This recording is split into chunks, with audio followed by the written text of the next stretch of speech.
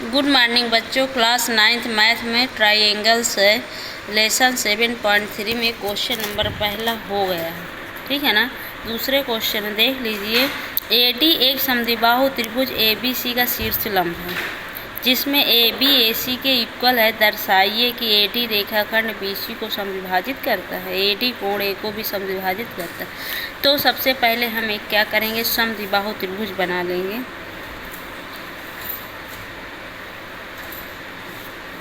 समद्विबाहु त्रिभुज ABC जिसमें AD समद्विबाहु त्रिभुज का शीर्ष लंब है, ठीक है ना। तो ये शीर्ष लंब खींच दीजिए, शीर्ष भी है और लंब 90 अंश का कोण भी बनता है, जिसमें AB को AC के क्या कर दीजिए, इक्वल कर दीजिए, क्योंकि दिया में कहा गया।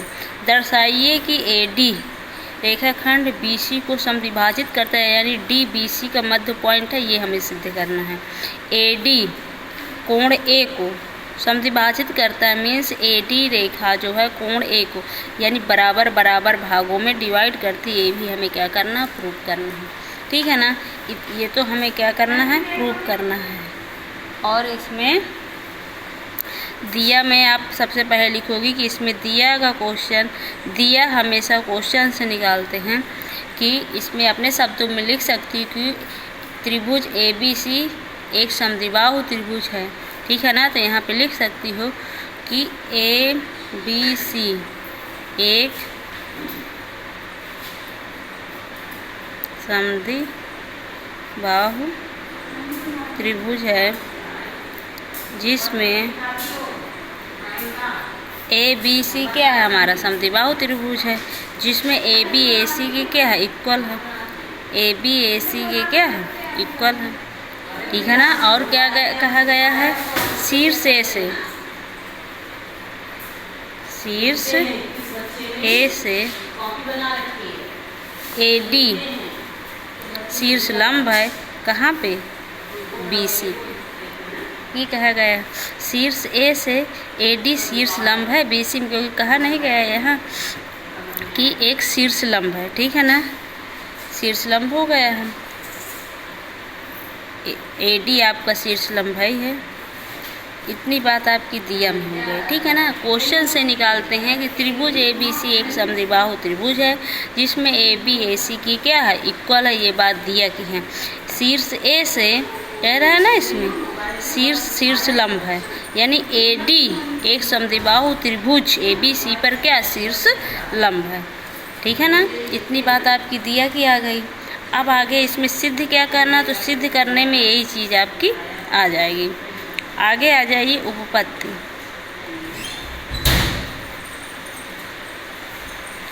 उपपत्ति में देख लीजिए, हमें सबसे पहले दिखाना है AD BC का समद्विभाजक है, मीन्स DBC का मध्य पॉइंट है, ये हमें सिद्ध करना है, ठीक है ना। तो एक चीज़ आपको मालूम है, दिया में ये भी आपका 90 अंश कोण बनेगा, ये भी आपका 90 अंश का कोण बनेगा। क्यों, क्योंकि AD अगर देखोगे तो AD ट्राइंगल ABC का क्या है, शीर्ष लंब है, क्या शीर्ष लंब है, ठीक है ना। जिसमें आपका एंगल ADB इक्वल 90 अंश होगा, एंगल ADC ये भी 90 अंश, यानी ADB भी 90 है, ADC भी 90 है, ठीक है ना। तो अगर देखोगे समकोण त्रिभुज ADB में AB क्या होगा, कर्ण होगा, और ट्राइंगल ADC में AC क्या होगा, आपका कर्ण होगा कि नहीं होगा, ठीक है ना। तो हमें D दिखाना है BC का मध्य पॉइंट। हम दोनों त्रिभुज यानी ट्राइंगल ABD और ट्राइंगल ACD में देख रहे हो, ट्राइंगल ADC समकोण त्रिभुज ADB और ट्राइंगल ADC में दोनों त्रिभुजों को सर्वांगसम करने के लिए हमें क्या होनी चाहिए, तीन चीज़ें बराबर होनी चाहिए। सबसे पहले तो हम क्या कर देंगे कि AB साइड AC साइड के क्या होगी, बराबर होगी। ये बात कहाँ से आ गई, दिया से, यानी AB AC की इक्वल है। ये बात आपकी कहाँ से आ गई, दिया से, ठीक है ना। और AD रेखाखंड दोनों में क्या उभयनिष्ठ है, तो हम लिख सकते हैं ए डी इक्वल ए डी। आगे लिख सकते हैं उभयनिष्ठ भुजा है, दोनों त्रिभुजों में उभयनिष्ठ भुजा है, उभयनिष्ठ भुजा है। ठीक है ना, ये कर सकती हूँ। एक तो ये भुजा बराबर है और ये आपकी भुजा दोनों में उभयनिष्ठ है, और A D B equal A D C equal है, क्योंकि दोनों कोण हमारे कितने कितने अंश के 90। हम लिख सकते हैं कि angle A D B equal angle A D C equal 90 अंश, यानी ये भी दोनों आपस में क्या होंगे, बराबर हो, क्योंकि ये भी आपका 90 का है और ये भी आपका 90 का है। तो तीन चीज़ें बराबर हुई, एक तो भुजा, कोण, भुजा, भुजा भुजा कोण भुजा, भुजा कोण भुजा। तो हम लिख सकते हैं कि triangle A B D सर्वांगसम होगा triangle A C D. सर्वांगसम होगा कि सर्वांगसम होगा, जब ये दोनों त्रिभुज सर्वांगसम होंगे तो इनकी संगत भुजाएं भी आपस में क्या होंगी, बराबर होंगी। मीन्स अगर देखोगे तो बी डी और डी सी आपस में क्या होंगे, बराबर होंगे, क्योंकि इस त्रिभुज में आपका बी डी है और इस त्रिभुज में आपका सी डी है। जब दोनों त्रिभुज सर्वांगसम होंगे तो बी डी भी सी डी के क्या होगा, इक्वल होगा। तो हम नीचे लिख सकते हैं कि B D equal C D. तो हम नीचे लिख सकते हैं कि डी बी सी का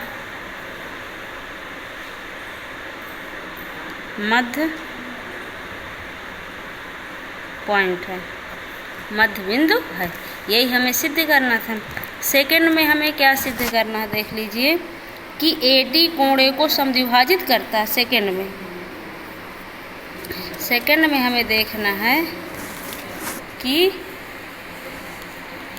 ए डी कोण ए को समद्विभाजित करता है। तो अच्छा, आपने अभी सिद्ध किया है कि triangle A D B और triangle A D C दोनों क्या सर्वांगसम है। नीचे लिख सकते हैं कि triangle A B D सर्वांगसम triangle A C D की। ये आपने किया है, triangle A D B सर्वांगसम होगा ए सी डी के। जब ये सर्वांगसम होंगे तो इसके संगत कोण भी तो आपस में क्या होंगे, बराबर। संगत कोण भी आपस में क्या होंगे, बराबर होंगे।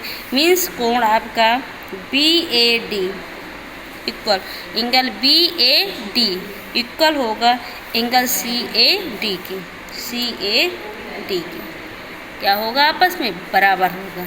जब दोनों त्रिभुज सर्वांगसम होंगे तो संगत भुजाएं और संगत कोण आपस में क्या होते हैं, इक्वल होते हैं।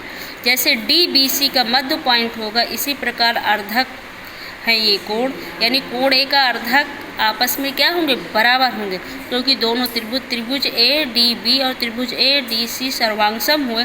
तो angle B A D equal होगा एंगल सी ए डी के। ठीक है ना, क्योंकि कोण ए डी कोण ए को समद्विभाजित करती है। तो हम लिख सकते हैं नीचे कि ए डी कोण ए को विभाजित करती।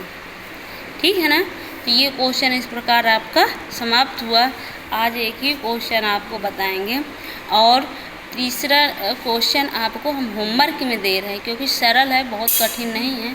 अगर इसको ध्यान से समझ करके लगाओगे तो लगा लोगी, और नहीं लगा पाओगी तो फिर हम बताएंगे।